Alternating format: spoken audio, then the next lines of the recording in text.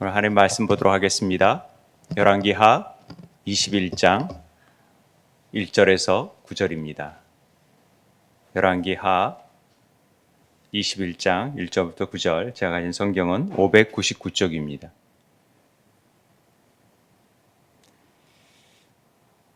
구약 599쪽 열왕기하 21장 1절부터 9절 말씀을 교독하여 봉독하도록 하겠습니다. 제가 먼저 읽겠습니다. 므낫세가 왕이 될 때 나이가 12세라. 예루살렘에서 55년간 다스리니라. 그의 어머니의 이름은 헵시바더라.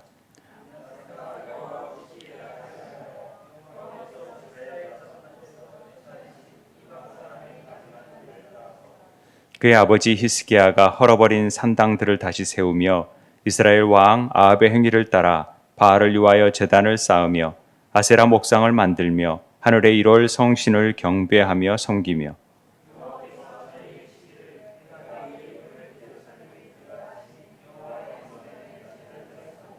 또 여호와의 성전 두 마당에 하늘의 1월 성신을 위하여 제단을 쌓고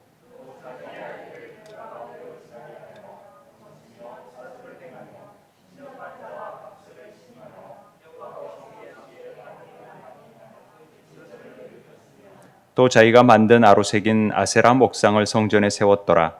옛적에 여호와께서 이 성전에 대하여 다윗과 그의 아들 솔로몬에게 이르시기를 내가 이스라엘의 모든 지파 중에서 택한 이 성전과 예루살렘에 내 이름을 영원히 둘지라.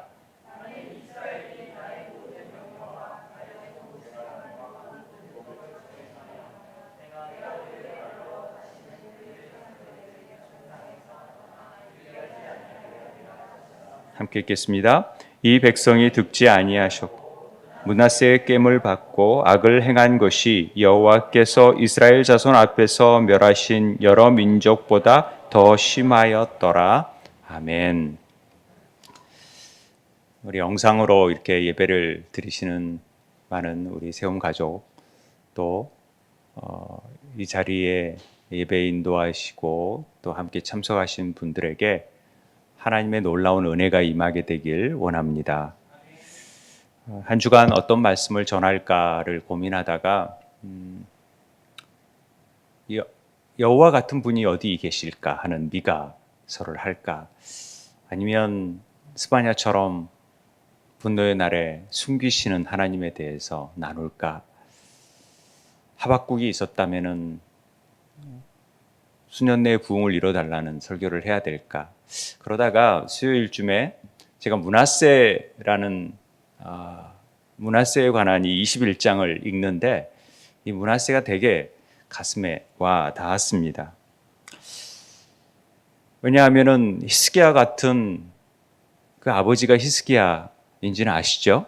우리 바로 앞절에 보면은요, 그 히스기야가 그의 조상들과 함께 자고 그의 아들 므낫세가 대신하여 왕이 됐다라는 얘기가 있으니까 히스기야의 아들이 므낫세인데, 므낫세라는 왕을 대하면서 어쩜 이렇게 악한 왕이 나올 수 있지? 히스기야 같은 왕 앞에서 또 왜 이렇게 오래 통치를 할 수 있지? 라는 얘기를 아내와 나눈 적이 있습니다. 그러면서 되게 그게 묵상이 많이 되었어요. 그래서 우리 므낫세를 통하여 우리에게 하나님께서 원하시는 신앙의 상태, 또 어떤 마음을 원하시는지를 한번 같이 생각해 보는 시간을 갖도록 하겠습니다. 북이스라엘과 남유다가 있는데 북이스라엘에서 가장 악한 왕 하면은 아합을 꼽습니다. 아합 왕. 그렇죠? 이세벨 아합 왕을 꼽습니다.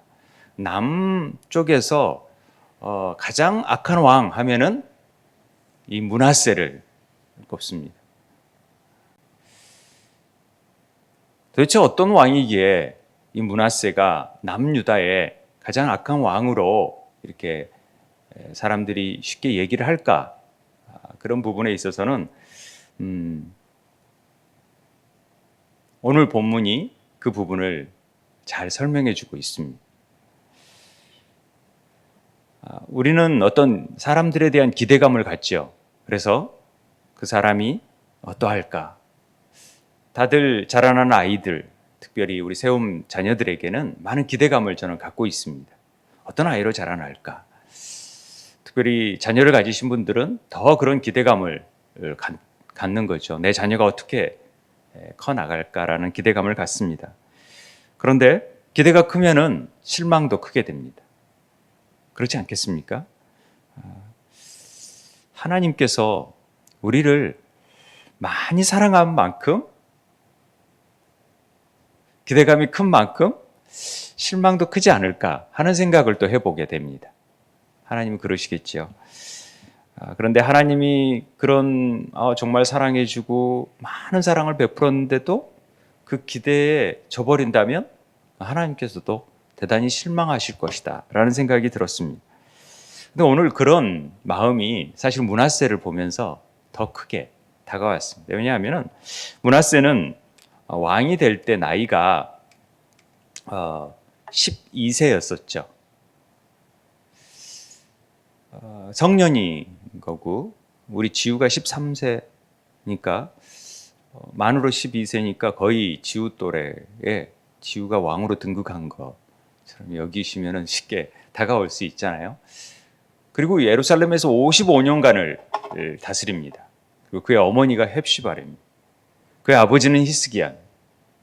어마어마하죠. 헵시바라는 뜻이 알죠? 전부 다 나의 기쁨이 그녀에게 있다.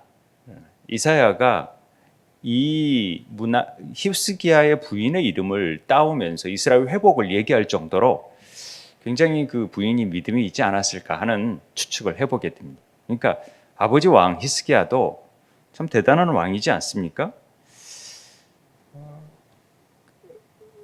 히스기야가 어떤 왕이냐? 우리가 잘 알기를 열왕기하 18장에 보면은 이스라엘 하나님 여호와를 의지했는데 유다 여러 왕 중에 그 전후에 그러한 자가 없을 정도로 여호와를 의지했던 왕이었어요. 그리고 여호와와 연합되어 있다. 그래서 떠나지 아니했대. 여호와께서 모세에게 명령하신 계명을 다 지켰대요. 그리고 그와 함께 하시니 어디로 가든지 형통하였더라. 마치 다윗의 얘기를 듣는 것처럼 그런 느낌이 들지 않습니까? 우리가 이거 너무나도 잘 알지요. 그런데 또 히스기야에게 어려움이 닥쳤은 일이 있었죠. 그게 뭐였냐면은 이게 왜 이렇게 자꾸 빨리빨리 가는지 모르겠네요. 다시 보면은 죄송합니다.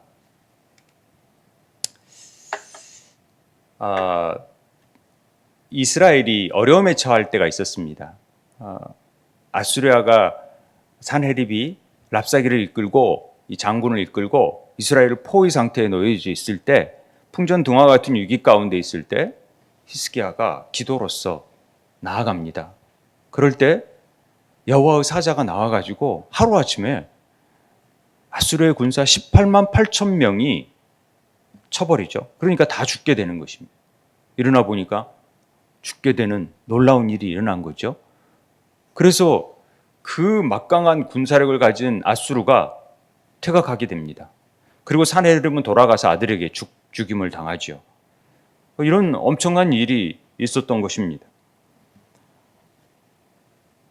그리고 바로 히스기야가 벽을 향해서 또 병이 드니까 기도하기 시작합니다. 하나님, 제가 진실과 전심으로 주 앞에 행하였고 주께서 보시기에 선하게 행한 것을 다 알지 않습니까? 하고 히스기야가 막 통곡하니까 어떤 일이 일어나냐면 병이 고쳐지는 기적처럼 낫게 되는 역사가 나타납니다. 우리가 잘 알고 있는 히스기야의 아주 대표적인 사건들입니다. 그런 일을 통하여서 사랑과 존경을 한 몸에 받았던 나라를 기도로 구하고 자기 자신의 가장 연약했던 부분을 치유함을 받고 그럼으로써 백성들에게도 사랑을 받고 존경을 받던 그 히스기야. 그 아들이 누구라고요? 므낫세라는 것입니다. 그런데 그 므낫세가 왕이 될 때 나이가 12세였는데 55년간 아까 다스렸다 그랬죠. 왜 12세냐면은 이 부분이 강조되냐면은 성년여서라는 차원보다는 15년 연장을 받았는데 12세라는 것은 그 15년 연장받는 기간 동안에 난 아이라는 사실을 강조하기 위해서입니다. 그러니까 죽었다가 다시 살아난 아이예요. 살아난 히스기야가 그때 42세의 나이 때 아이를 낳은 거예요. 그게 므낫세였죠. 그러니까 얼마나 큰 기대를 가졌겠어요. 얼마나 예뻤겠어요. 그런 자가 55년간을 다스렸다. 왜 하나님께서 55년간을 다스리게 하시지? 이런 생각이 들잖아요. 그런 악한 왕을. 여호와 보시기에 악한 왕인데. 그건요. 아마도 하나님께서 제가 어떤 책을 보니까 이렇게 오랜 기간 동안 그를 왕위에 올려놓으신 것은 그 남유다의 영적인 오염과 그들의 죄악이 얼마나 누적되어 있고 영적 상황이 어떠한지를 적나라하게 보여주심으로써 야, 이러니까 심판받지. 이러니까 하나님의 회초리를 당할 수밖에 없지라는 것들이 알려주기 위해서 55년을 그대로 놔두셨다라는 것이죠. 우리 그렇잖아요. 왜 이렇게 위에 북한에 있는 사람들은 빨리 죽지도 않고 안 좋은 사람들은 히틀러는 뭐 오래 살고 막 그랬을까요? 막 빨리 하나님이 해결해 버리시지. 근데 그걸 둠으로 인해서 그들의 죄악이 다 드러날 수밖에 없게끔 만드셨다라는 의도가 있고, 그러나 하나님이 끝까지 기다리셨다라는, 회복하기를 원하셨다라는 그 안타까움이 그 55년의 기간 속에 있다라는 것들이 공감이 많이 되었습니다. 그러면서도 이런 히스기야 같은 왕 밑에 이런 아들이 나온 거에 대해서 참 이렇게 이해가 잘 되지 않았던 부분이 있었습니다. 밴드에도 썼지만 자식 마음대로 안 되잖아요. 아무리 잘 가르쳐도 이거 정말 우리 부모 마음대로 잘 안 됩니다. 엘리 제사장도 그랬고요. 사무엘도 그렇고 다윗의 자녀들도 그랬지 않습니까? 그러나 분명한 것은 부모의 영향력도 무시 못한다라는 것이죠. 분명히 있습니다. 므낫세가 태어났을 때 히스기야가 생명을 연장받았다는 얘기를 드렸습니다마는 그런 가운데 얼마나 사랑받으며 자랐을까요? 42세 때 태어난 아들을 놓고 봤을 때 굉장히 예뻐했겠죠. 애지중지했을 거라고 생각을 합니다. 그래서 기대가 되게 컸겠죠. 그런데 그가 2절부터 보니까 므낫세가 여호와 보시기에 악을 행하여 여호와께서 이스라엘 자손 앞에서 쫓아내신 이방 사람의 가증한 일을 따라서 행했다. 이 말은요, 북이스라엘 왕들과는 비교도 할 수 없이 또 가나안 족속들이 얼마나 악이 창궐하여져서 그들을 이제 쫓아내겠다라는 하나님의 계획하심 속에서 이스라엘 백성을 가나안 땅으로 이동하지 않습니까? 그러듯이 그들이 얼마나 가증한 일을 했고 여호와 보시기에 악을 행했기에 그들을 다 쫓아냈는데 오히려 이스라엘 백성들이 지금 그들을 따라서 행했다라는 얘기를 하고 있는 것입니다.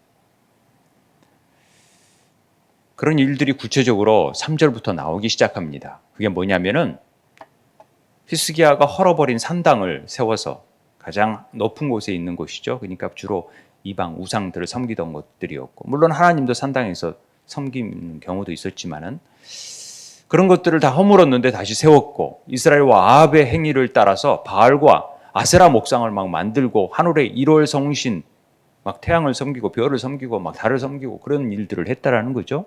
그리고 하나님이 내 이름을 두라고 예루살렘의 성전을 위해 그런 제단을 막 세우는 일들을 하는 것이죠. 성전 두 마당에 일월 성신을 위하여 제단도 쌓고 자기 아들을 불 가운데 지나게 했다라는 말은 몰렉처럼 불 가운데 희생 제사를 드려버리는 일을 행했다라는 거죠. 여러분, 아들을 막 그렇게 불 가운데 몰았단 왕이 그게 막 점치고 사수를 행하고 신접한 자와 박수를 신임했다라는 건 세상을 신임하지 아니하고 이런 일들을 신임하고, 이거 도저히 여호와 보시기에 악을 많이 행하였으며 그 진노를 일으켰다라는 거죠. 그리고 스스로 자기가 만든 아세라 목상을 성전에 세우기까지 했다라는 일을 보고 있습니다. 와, 어찌 이런 일들이 남유다, 이스라엘 백성 안에서, 성전 안에서 일어날 수 있을까? 왕이 이런 일을 행할 수 있을까? 도무지 이해가 안 되는 상황 아닙니까? 기대가 크면 실망이 크다고, 정말 해도 너무한다라는 생각이 듭니다. 그런데 7절 하반절부터 9절까지가 보면은 하나님께서 분명하게 다윗과 솔로몬에게 행했던 말이 있습니다. 내가 이 성전에 내 이름을 영원히 두겠다. 만일 너희가 내 명령과 모세가 모든 율법 잘 지키면 내가 니들 절대 유리하는 인생, 떠돌이 인생, 포로로 잡혀가거나 그런 일들을 행하지 않겠다라는 것을 약속하셨죠. 그런데 백성이 이 말을 듣지 않았다라는 것이죠. 그러니까 왕뿐만 아니라 백성도 다 이런 하나님의 뜻을 따르지 않고 므낫세의 깸을 받아가지고, 그러니까 왕의 영향을 많이 받은 거죠. 악을 행한 것이 여호와께서 이스라엘 자손 앞에서 멸하신 여러 민족보다 더 심하였다. 많은 민족들이 여호와 이름 앞에 멸했잖아요. 그런데 그 민족들보다도 더 심하게 지금 어려움을, 그런 악을 행하고 있다라는 것을 보여주는 것입니다. 히스기야, 헵시바, 아버지 어머니의 자녀로서 므낫세가 어떻게 이런 일을, 타락하고 부패한 일들을 행할 수 있었을까? 아무리 인간이 악하게 태어난다고 하지만, 아담의 죄를 통하여서 악한 존재라고 하지만은 무슨 일이 있었기에 그가 이렇게 악한 일을 행했을까? 성경은 자세하게 기록하지 않으니까 우리는 알 수가 없습니다. 때론 유명한 신문지상에서 우리가 잘 아는 큰 교회 목사님 아들들이 기업을 이루면서 탈세를 하고 또 막 일들을 이루고 막 이런 일들을 보게 됩니다. 훌륭하신 분도 많고 훌륭한 자제들도 많지만은 그렇지 않은 경우도 있다라는 것은, 그게 구약의 뿐만 아니라 오늘날에도 계속 반복되고 있다라는데 아픔이 있습니다. 최근에 우리 정인이 사건 아시죠? 예. 우리를 경악하게 만들었던 16개월 된 아이를 그렇게 모질게 학대함으로 인해서 죽음에 이르게 했던 그 양모였던 그 아버지가 목사님이라는 사실에 대해서 저는 굉장한 충격을 받았어요. 도대체 어떤 생각을 가지고 어떤 사고를 가졌기에 저런 행동을 하고, 또 무기징역을 받아놓고도 그 옥중에서 편지 내용을 보면은 저게 저런 모습을 보여줄 수 있을까? 그런 생각이 많이 들 수 있습니다. 그게 별로 생각지 않다라고 보면은 그런 일을 행할 수 있겠다라는 생각이 듭니다만은, 어찌됐든 무엇이 문제였을까요? 왜 잘 길러보고 기대를 걸고 믿음 안에서 잘 가르쳤을 텐데 그런 일이 생겨날 수 있었을까? 아하스 왕 밑에 히스기야 같은 왕도 나오고, 또 히스기야 왕 밑에 이런 므낫세 같은 왕도 나오고, 므낫세 아들 아몬 밑에 요시야 같은 선왕도 나오는 것 보면은 참 이게 알 수 없는 일 같아요. 또 왕이 가르치던 누가 가르쳤던 엄마의 영향이 있든 여러 상황들이 있었겠지요. 근데 우리가 잘못을 아버지의 탓으로 돌리기에는 한계가 있습니다만은, 분명히 성경은 부모의 영향을 무시할 수 없다라고. 그래서 늘 자녀들을 안주나 선악, 우리가 신명기 6장에서 쉐마의 말씀 알잖아요. 집에 앉았을 때나 어디 나갔을 때나 일어설 때나 밖에 나갈 때나 언제든지 하나님 말씀을 묵상케 하고 그걸 가르쳐 지켜 행하여야 되는데, 그러지 못한 부분들이 있었음을 우리는 짐작해 볼 수 있습니다. 므낫세의 깸을 백성들도 받잖아요. 왕의 영향을 당연히 받지만 부모의 영향을 왜 안 받겠습니까? 당연히 받겠죠. 그런데 왜 히스기야는 아주 인정받는 왕이었잖아요. 왜 이런 일이 있었을까? 그런데 성경을 보다가 우리는 하나의 그 중요한 말씀을 발견하게 됩니다. 그 말씀이 어떤 배경에서 나온 말씀이냐면 히스기야가 큰 이사야를 통하여 하나님의 책망을 받는 장면이 인생 말년에 나옵니다. 그게 뭡니까? 바로 열왕기왕 이 바로 20장에 있었던 12절 13절에 있었던 사건입니다. 히스기야가 이렇게 나라를 구하고 또 병이 들었다가 나으니까 이 바벨론의 이 왕이 이 브로닥 발라단이라는 히스기야가 병들었다함을 들고 편지와 예물을 그에게 보내고 또 사자의 말을 듣고 자기의 금과 은, 향품, 보배로운 기름, 궁기고 창고 모든 것을 다 사자에게 보여줍니다. 왕궁과 그의 나라 안에 있는 모든 것 중에서 히스기야 그에게 보이지 아니한 것이 없을 정도로 다 보여줬다라는 것은 굉장히 자랑했다라는 것 아닙니까? 그런 일을 통하여서 이사야가 어떤 하나님의 경고를 하냐면은 여호와의 말씀이 날이 이르리니 왕궁의 모든 것과 왕의 조상들이 오늘까지 쌓아두었던 것이 다 바벨론으로 옮긴 바 되고 하나도 남지 아니할 것이다. 그리고 또 왕의 몸에서 날 아들 중에서 사로잡혀 바벨론 왕궁의 환관이 되리라 하셨나이다. 그러니까 히스기야가 선왕이지만은 말년에 잘못함으로 인해서 무언가를 그가 모든 재물을 다 빼앗겨 버리고 또 왕도 자기가 낳은 아들도 포로로 잡혀가는 일이 생겨날 것이라는 예언이 들려집니다. 도대체 뭘 잘못했죠? 아니 좀 무기고 보여주고 좀 보여준 것이 그렇게 큰 잘못인가요? 아마 무슨 일이 있었길래 또 바벨론들은 왜 와가지고 이런 것을 봄으로 인해서 이것들이 도대체 영적인 의미가 무엇인지를 우리가 좀 알고 가야지만이 이 므낫세의 부분도 해결할 수 있을 거라고 저는 생각이 들었습니다. 하나님께서 남유다를 구원하시고 지금 히스기야의 생명을 연장시켰던 것은 분명한 이유가 있죠.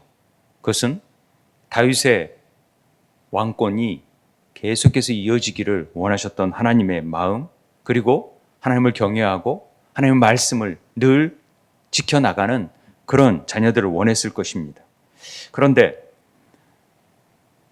히스기야가 치명적인 실수를 했다라는 것입니다. 그래서 이런 경고를 내리는 거죠. 그 실수가 뭐였냐? 히스기야의 교만이었다라는 것을 우리는 알 수가 있습니다. 말씀 가운데. 이 교만이라는 말은요, 높아진 생각입니다.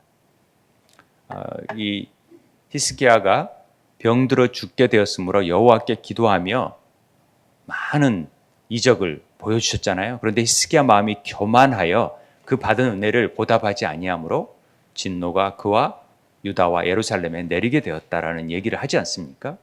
그러니까 이 교만한 부분이 있었다라는 것이죠. 이 교만이라는 단어는 왜 이게 가바라는 단어가 있습니다.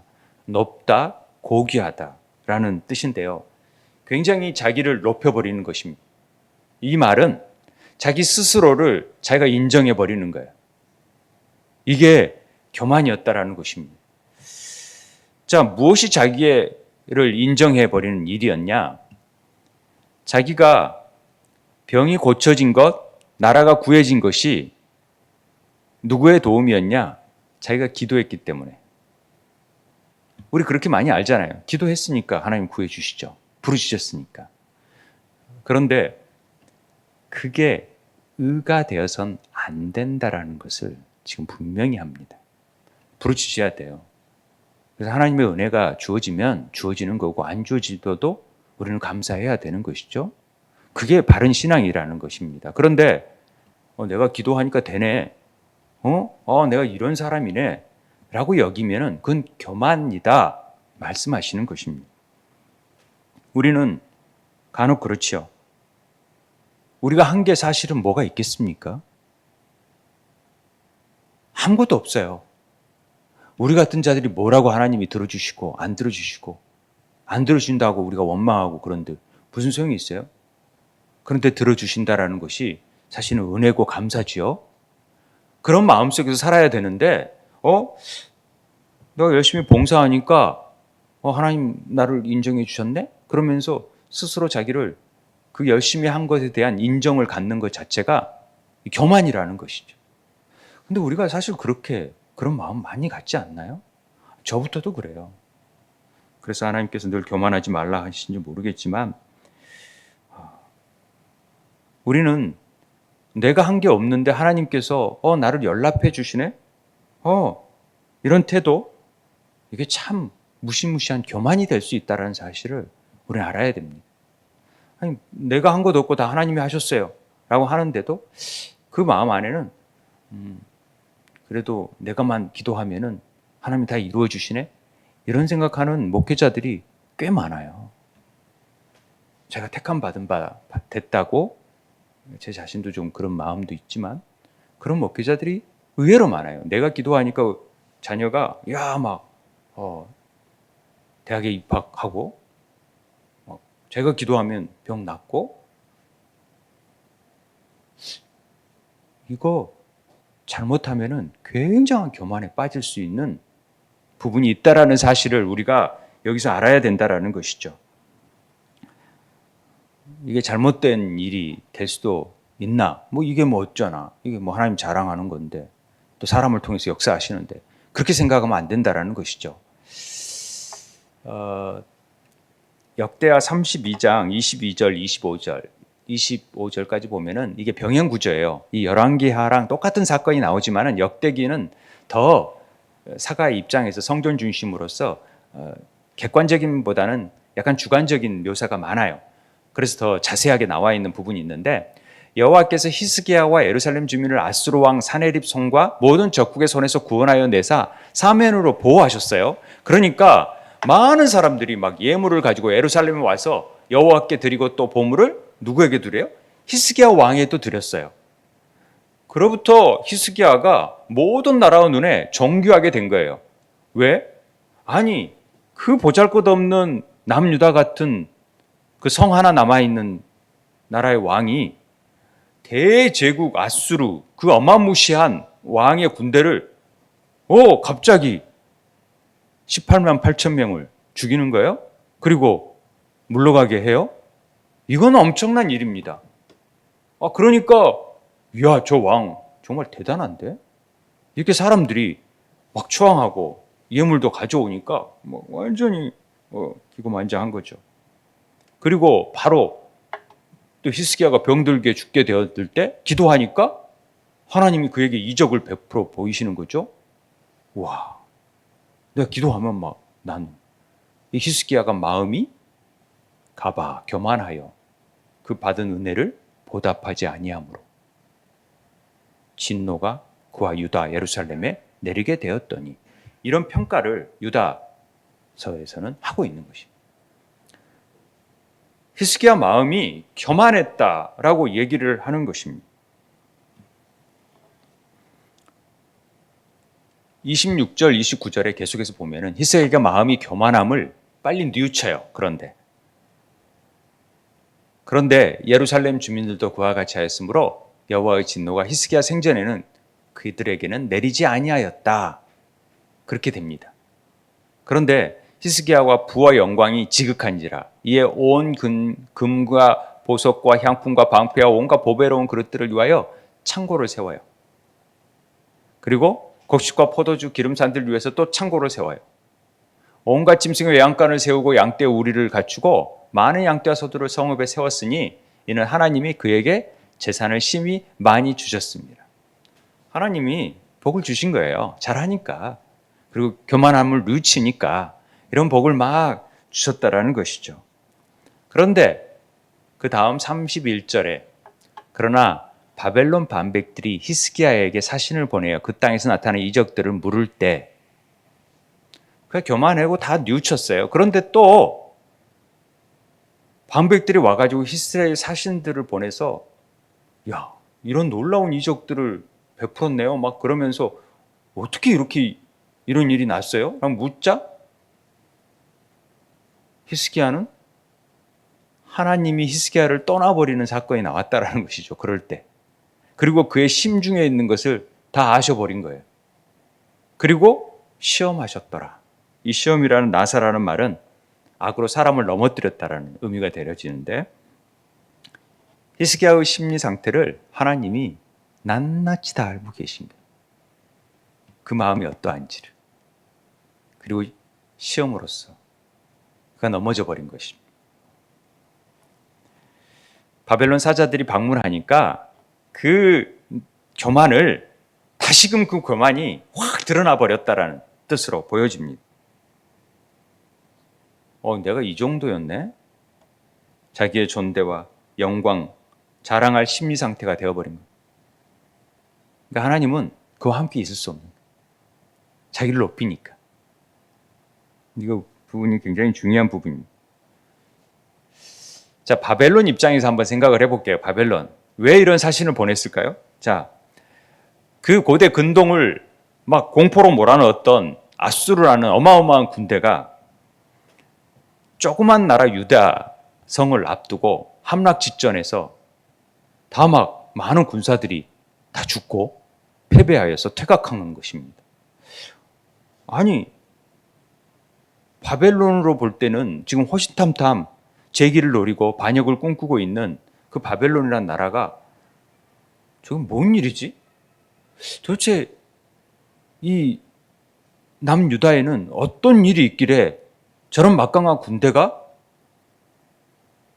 도망칠 수밖에 없는 상황에 이르는 거지?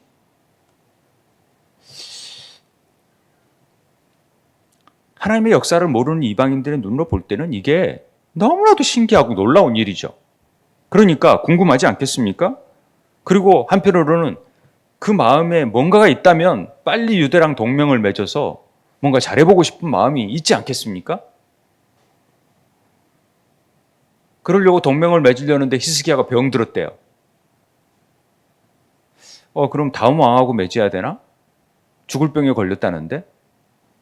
그런데 또 병이 낫네요? 나았대요. 그러니까 급하게 사신을 보내는 것입니다. 바리바리 싸가지고 사신을 보내. 그래서 이 무브락 발라다니 왕이 히스기야를 아련한 사신들을 보내서 아련하니까 이 히스기야가 굉장히 기뻐합니다. 여러분, 조금 전까지만 해도 이 시간이 좀 그렇지만 나라가 곧 없어질 위기였었어요. 거기다 자기 생명도 금방 끊어질 자였어요. 그런데 순간적으로 그 일을 하나님께서 다 이루심으로 말미암아 금방 어떻게 된 거예요?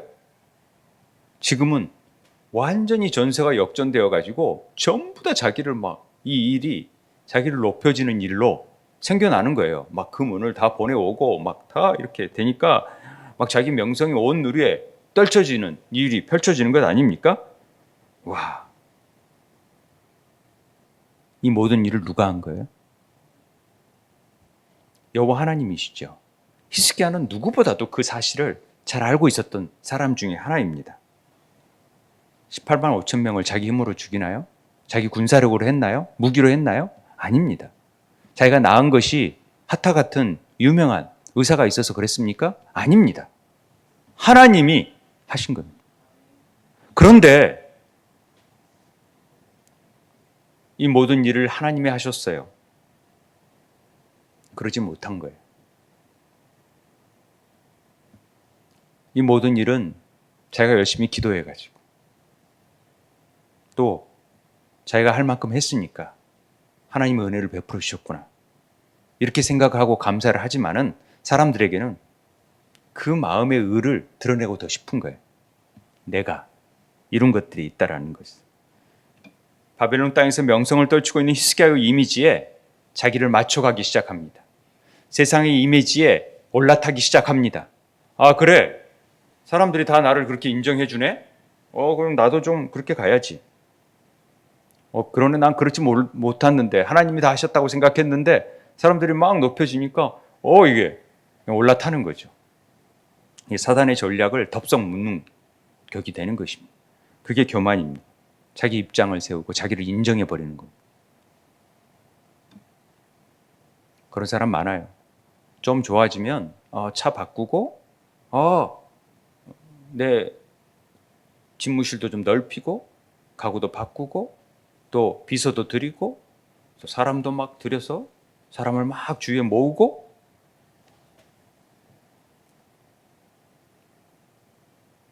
이건 패망의 지름길입니다. 이게 하나님이 굉장히 가증스럽게 여기시는 일 중에 하나입니다.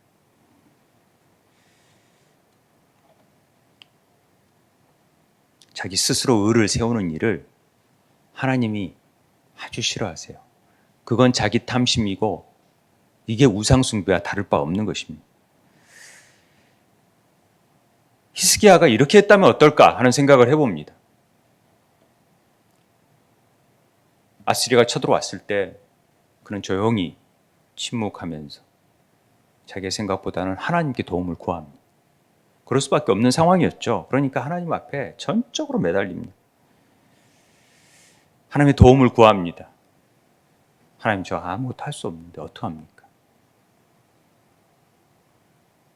그리고 병이 들었을 때도 마찬가지입니다.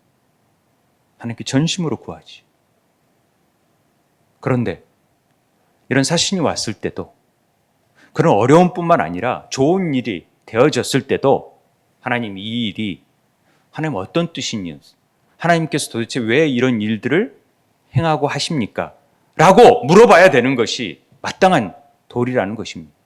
그런데 우리는 어려울 때는 기도할 수 있지만은 좋은 일이 있을 때는 기도하지 않습니다. 그럴 때 사단이 교만이 틈탈 수 있다는 것을 우리는 분명히 알아야 되는 것입니다. 하나님께서 왜 이들을 보내셨는지에 대해서, 이들이 왜 왔는지에 대해서 더 하나님께 지혜를 구하는 삶이 있어야 되는 것입니다. 먼저 성전에 들어가서 이 상황을 하나님께 바라보고 하나님의 영광을 어떻게 드러낼 수 있는지를 생각했어야만 했던 것입니다. 그래서 성전에 막 보물을 보여주기 이전에 이런 보물은 다 무익한 일입니다. 그러나 진짜 우리에게 보물이 있습니다. 그것은 성전에 계신 우리 하나님, 여호와 하나님이십니다. 이렇게 고백했어야 마땅한 바입니다. 이건 거짓말하는 것도 아니고 사실이기 때문에 그렇습니다. 그런데 이걸 교묘하게 그런 것보다는 자기의 있는 것들을 자랑하고 싶은 거예요. 얼마나 금이 많이 들어오고 이것은 자기의 영광을 드러내고 싶은 겁니다. 내가 이렇게 많이 세웠고 막 뭘 지었고 그렇기 때문에 이렇게 얼마나 많은 것들이 채워져 있는지 보라고 다 빼앗겨 버리잖아요. 그런 가치가 아무런 의미가 없다라는 것을 분명히 압니다. 아마 바벨론이 생각했을 때 이건 뭐지? 이 정도는 우리 바벨론이나 아수르에 너무나도 흔하게 있는 것인데 작은 창고에 불과한데 이게 뭐? 이 군사력 보니까 별 볼 일 없는데 아수르도 별 볼 일 없는 군대 아니야? 이것도 생각하고 이거 식은 죽 먹긴 해. 이거 보면은 저는 이렇게 생각했을 거라고 생각이 듭니다. 자신들이 볼 때 이거 별것도 아닌데 왜 어떻게 이렇게 아수르가 물러갔지? 아무것도 없는데? 이거 뭐 우리들도 다 있는 것인데?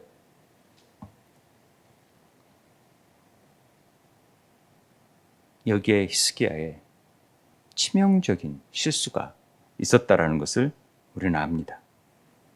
그가 만약에 그런 게 아니라 만약에 왕 대신 하나님께서 콧김으로도 모든 민족을 한순간에 멸하실 수 있는 하나님이신 것을 증거했을 때 그들이 알든 못하든 하나님을 알든 알지 못하든 그 하나님을 두려워할 수 있고 하나님을 경외할 수 있도록 만들어야 되는 것이 우리가 마땅히 행해야 될 일 아닙니까? 그렇다면 우리가 그런 삶을 살고 있습니까? 그렇게 하나님을 증거하고 하나님의 의를 드러내고 있습니까? 그렇지 못하다는 것이죠. 이 조그만한 건물 하나 짓는 것도 제가요, 그래도 참 한편으로 감사한 것은 우리의 의가 하나도 안 들어가 있다라는 거죠. 하나님이 다 하셨잖아요. 그리고 또 우리 건물도 이름으로 되어 있지도 않아서 얼마나 감사한지 몰라요. 그걸 털 수 있잖아요. 이게 만약에 우리 걸로 돼 있다면 제가 얼마나 자랑했겠어요. 아무것도 없이 이렇게 다 했는데 하나님이 하셨어요라고 하면서도 은근히 제가 막 이름이 드러나지 않았을까요? 우리가 이름이 드러나지 않았을까요? 인터뷰하고 막 그러면 그럴수록. 근데 제가 정말로 부끄러워요. 그게 얼마나 감사한지 몰라요. 우리가 나 한 거 아무것도 없고 그냥 우리는 그냥 이거 뭐 이것도 우리 건물도 아니고 막 이러니까 저 별로 이게. 근데 하나님이 다 쓰게 하시고 다 마음껏 할 수 있도록 만드시는 은혜. 그래서 하나님 참 높여드리는 일을 합니다만은 내 안에 그런 의가 여전히 있다라는 것을 보면서 이런 게 교만이 될 수가 있겠구나. 언제든지 이게 끄집어 나와줄 수 있겠구나. 이거 빨리 싹을 자르지 않으면 안 되겠구나. 안 그러면 우리 망하겠구나. 이런 생각을 하게 됩니다.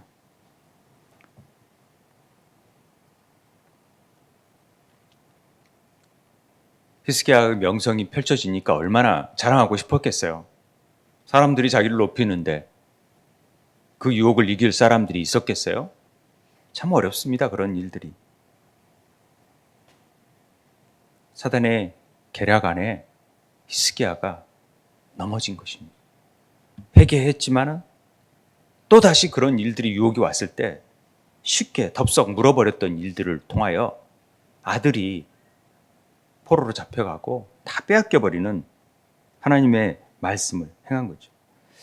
저는 이 히스기야의 삶을 보면서 므낫세가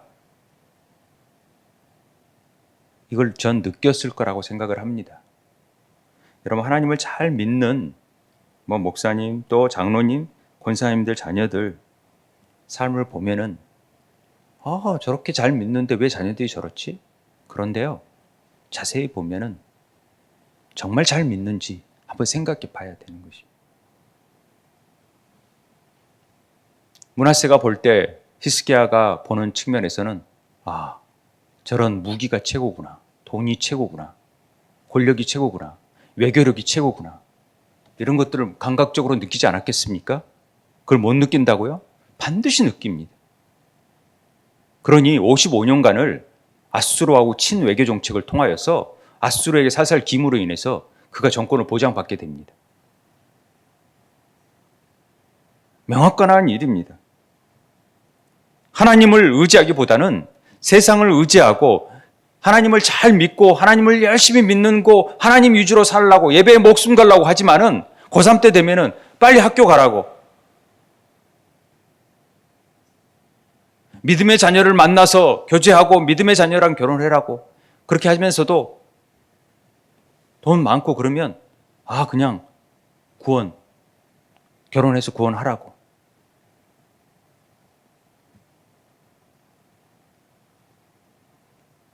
여러분, 자녀들이요 금방 압니다.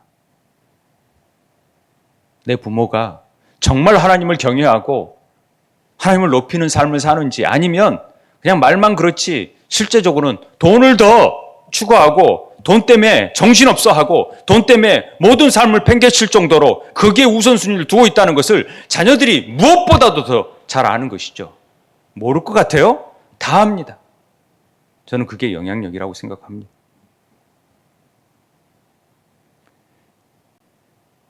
왜 다음 세대들이 세워지지 않아요? 요즘 부모들이요 하나님 말씀 앞에 하나님을 우선순위로 두지도 않으면서, 먼저 그 나라와 그를 구하지 않으면서도 늘 다른 것에 더 신경을 쓰고 있으면서 니들 예수 잘 믿어라 한들 믿겠습니까?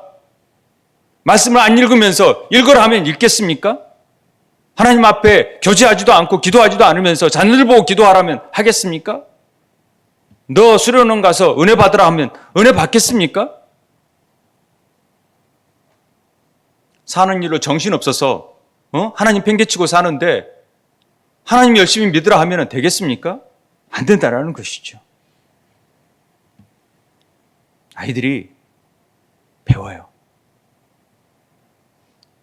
우리 마음 안에 우상을 두고 있다라는 것, 바알과 아세라상을 세우고 있다라는 것, 이 마음의 성령의 전 안에 성전 안에 그런 헛된 우상들을 섬기고 있다는 것을 다 압니다.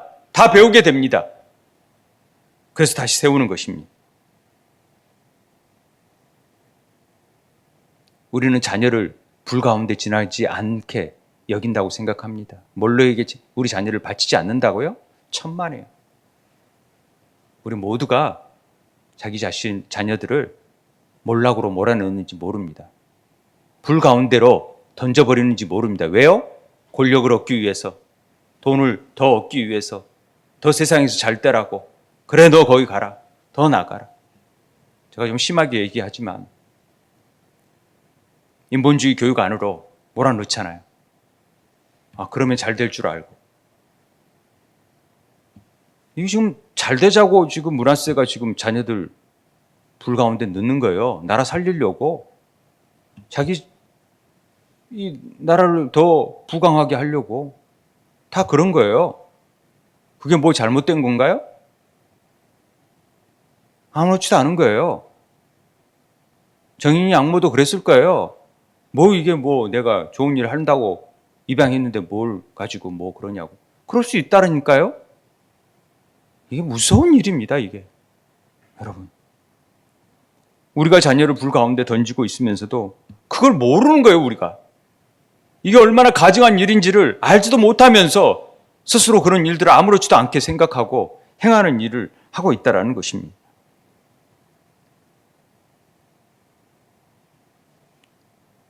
우리가 잘 분별해야 됩니다. 히스기야는 므낫세를 정말 생명을 다시 얻어서 난 아이잖아요. 얼마나 애지중지했겠습니까? 요즘 자녀 하나 있다고 정말 너무 애지중지하는 분들 많은데요. 하나님의 방법으로 정말 사랑하십시오. 인간적인 방법으로가 아니라 무엇이 그 자녀를 잘 되게 하는지를 분명히 깨닫고 철저히 말씀으로 또 채찍으로 징계함, 잘못되면 징계하고 야단치고 훈련시키는 것이 필요하다는 것입니다. 우리 자녀들에게 무엇보다도 신앙의 유산을 잘 물려줘야 되고 그 신앙은 우리 삶 속에서 그대로 있는 모습 그대로 우리가 올바르게 하나님을 섬기는 일로 나타나야 될 줄 믿습니다. 므낫세 한 사람 때문에 유다가 바벨론에게 멸망당하는 우를 범하게 되고요.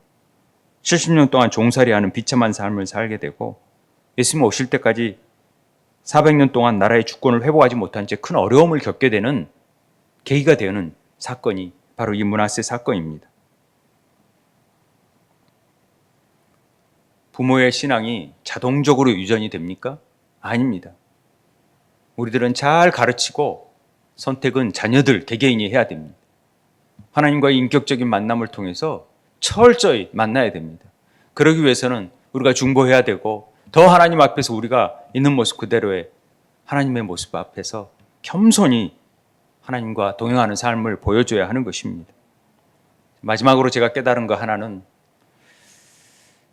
2절부터 9절까지 읽는데 이 말씀을 쭉 보면서 어떤 생각이 드냐면 2절부터 9절까지 8절 말씀 가운데 여호와라는 말이 8번 나오더라고요. 여호와 보시기에 여호와께서 또 여호와께서 여호와의 성전에 여호와 8번이나 나와요. 이걸 보면서 므낫세가 이런 악행을 저지르는 가운데 늘 여호와께서 함께 하신다라는 것을 보여주고 있더라고요. 여전히 살아계셔서 이런 악행 가운데서도 여전히 보고 계신다라는 것을 제가 이 여호와라는 말씀 가운데 느끼게 됩니다. 두 눈 시퍼렇게 뜨고 여호와께서 분명히 살아계셔서 그 악행을 보고 계십니다. 그런데 또 한편으로는